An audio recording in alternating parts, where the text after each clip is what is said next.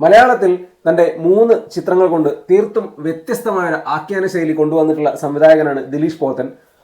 അദ്ദേഹത്തിന്റെ ഇന്ന് വരെയുള്ള കരിയറിൽ ആകെ സംവിധാനം ചെയ്തത് 3 ചിത്രങ്ങളാണ്. മഹേഷിന്റെ പ്രതികാരമായിരുന്നു അദ്ദേഹത്തിന്റെ ആദ്യത്തെ ചിത്രം.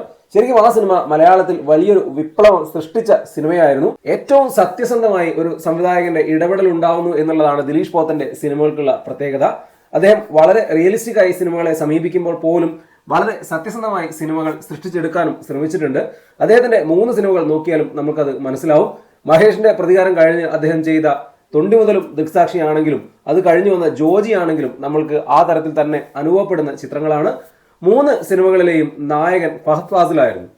അദ്ദേഹം 4ാമത് സംവിധാനം ചെയ്യാൻ പോകുന്ന ചിത്രത്തിന്റെ അണിയറ പ്രവർത്തികൾ ഇപ്പോൾ നടന്നുകൊണ്ടിരിക്കുകയാണ്.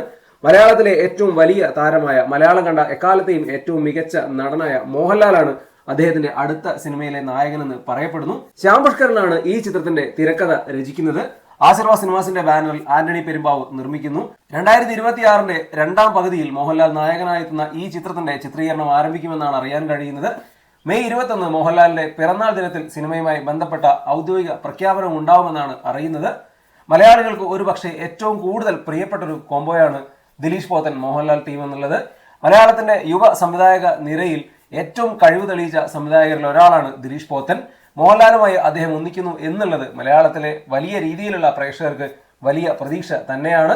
2026 ലാലേട്ടനിൽ നിന്ന് വരാൻ പോകുന്ന ഗംഭീര പ്രൊജക്ടുകളുടെ കൂട്ടത്തിലേക്ക് ഒന്നുകൂടെയാണ് ദിലീഷ് പോത്തൻ പ്രോജക്ട്. ശ്യാം പുഷ്കരനും കൂടെ ഈ സിനിമയുടെ ഭാഗമാവുമ്പോൾ ആ പ്രതീക്ഷ ഒന്നുകൂടെ ഇരട്ടിക്കുകയാണ്. കാത്തിരിക്കാം ഔദ്യോഗിക പ്രഖ്യാപനത്തിനായി.